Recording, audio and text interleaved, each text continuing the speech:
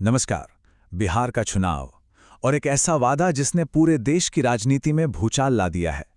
तेजस्वी यादव का एक सीधा ऐलान, अगर हमारी सरकार आई तो बिहार के हर परिवार में एक सदस्य को सरकारी नौकरी मिलेगी।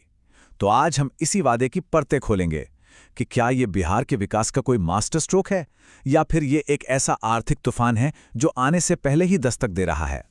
वादा बिल्कुल साफ और सीधा है। अगर हम सत्ता में आए तो बिहार के हर परिवार को एक सरकारी नौकरी दी जाएगी। बस इस एक लाइन ने, आप समझिए, बिहार की पूरी सियासी हवा का रुख ही बदल दिया है।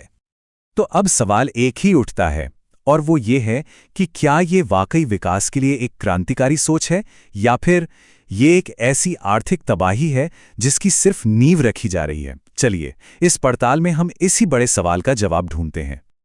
ठीक है, तो इस वादे को समझने के लिए सबसे पहले हमें इसकी जड़ तक जाना होगा। हमें ये समझना होगा कि आखिर बिहार में एक सरकारी नौकरी का सपना इतना बड़ा क्यों है और क्यों ये वादा सीधे लोगों के दिल को छू जाता है। ये जो आंकड़े हैं ये अपने आप में एक पूरी कहानी कहते हैं। बिहार एक ऐसा राज्य जहां बेरोजगारी बहुत ज्यादा है और पलायन एक कड़वी हकीकत। सोचिए, 70% से ज्यादा नौजवानों को नौकरी के लिए अपने ही राज्य से बाहर जाना पड़ता है। यहाँ प्रति व्यक्ति आय सिर्फ 54,000 रुपए है, जो कि पूरे देश में सबसे कम है। तो ऐसे माहौल में एक सरकारी नौकरी सिर्फ नौकरी नहीं होती, वो सुरक्षा है, सम्मान है, और जैसा कि कहा जाता है, वो एक इमोशन है। तो वादा तो बहुत बड़ा कर दिया गया, बहुत आकर्षक है, लेकिन सवाल ये है कि क्या जमीनी हकीकत, क्या अर्थव्यवस्था इसकी इजाजत देती है। चलिए, अब जरा हिसाब किताब की दुनिया में चलते हैं और देखते हैं कि ये कितना मुमकिन है। बिहार में करीब करीब 3.2 करोड़ परिवार हैं। इसका सीधा मतलब है 3.2 करोड़ सरकारी नौकरियों का वादा। ये संख्या ही अपने आप में इतनी बड़ी है कि यकीन करना मुश्किल हो जाता है। और अब जरा आज की सच्चाई देखिए। बिहार में इस वक्त राज्य सरकार के कुल कर्मचारी महज 5 लाख के आसपास हैं। कहां 3 करोड़ से ज्यादा का वादा और कहां सिर्फ 5 लाख की मौजूदा वर्कफोर्स।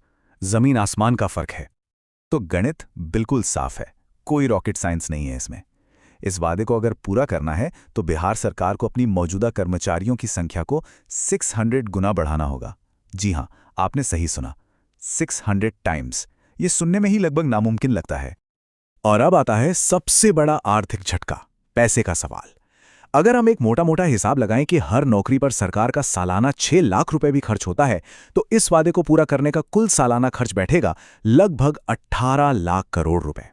जबकि बिहार का पूरा सालाना बजट ही करीब 3.2 लाख करोड़ का है। मतलब वादे का खर्च राज्य के कुल बजट से कई गुना, लगभग 6 गुना ज्यादा है। तो सवाल फिर वहीं आकर खड़ा हो जाता है कि जब सारे आंकड़े, सारा हिसाब किताब इसके खिलाफ हैं, तो आखिर ये वादा पूरा होगा कैसे। क्या ये सिर्फ एक चुनावी जुमला है या फिर इस कहानी में कोई बड़ा पेंच है जिसके बारे में हमें नहीं पता। और यहीं पर इसी सवाल में छिपा है इस कहानी का सबसे बड़ा ट्विस्ट। हो सकता है कि इस वादे को पूरा करने का राज पारंपरिक सरकारी नौकरी देने में है ही नहीं, बल्कि सरकारी नौकरी की परिभाषा को ही पूरी तरह से बदलने में है। तो यहां एक नई परिभाषा गढ़ी जा सकती है। मुमकिन है कि सरकारी नौकरी का मतलब वो पक्की, ऊंची तनख्वाह वाली नौकरी हो ही ना, बल्कि इसका मतलब हो सकता है राज्य समर्थित रोजगार की एक बहुत बड़ी कैटेगरी। तो असल में ये नौकरी क्या हो सकती है? देखिए, इसमें शायद अस्थायी और कॉन्ट्रैक्ट वाले कर्मचारी हों, या पंचायत स्तर के कार्यकर्ता हों, आशा वर्कर्स, या फिर मनरेगा जैसी रोजगार योजनाएं, ये सब इसमें शामिल हो सकती हैं। यहाँ तक कि सरकार प्राइवेट कंपनीज के साथ मिलकर सब्सिडी पर जो नौकरियां दिलवाएगी, उसे भी सरकारी बताकर इस वादे में गिना जा सकता है।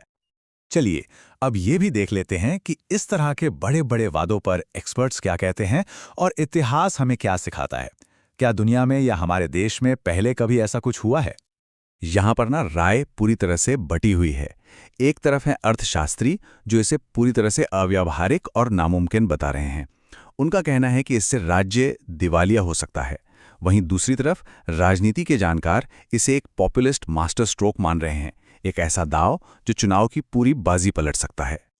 अगर हम दुनिया भर से उदाहरण लें तो हमारे सामने अच्छी और बुरी दोनों तस्वीरें हैं।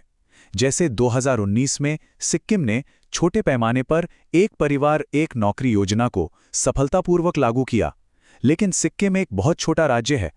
और दूसरी तरफ हमारे सामने वेनेजुएला का डरावना उदाहरण भी है, जहां ऐसी ही योजनाओं ने देश की पूरी अर्थव्यवस्था को ही डुबो दिया।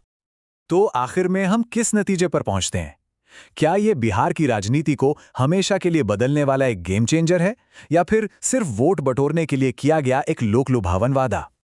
और शायद सबसे महत्वपूर्ण बात यही है, ये वादा पूरा हो या ना हो, इसका सबसे बड़ा असर ये हुआ है कि इसने बिहार की राजनीति की बहस को जाति-पात से हटाकर रोजगार और आर्थिक मुद्दों पर लाकर खड़ा कर दिया है। और यही बात इस वादे को बहुत खास बना देती है। अगर ये पूरा नहीं भी होता है, तब भी ये राज्य में विकास और कल्याण की राजनीति के लिए एक नया एजेंडा सेट कर चुका है।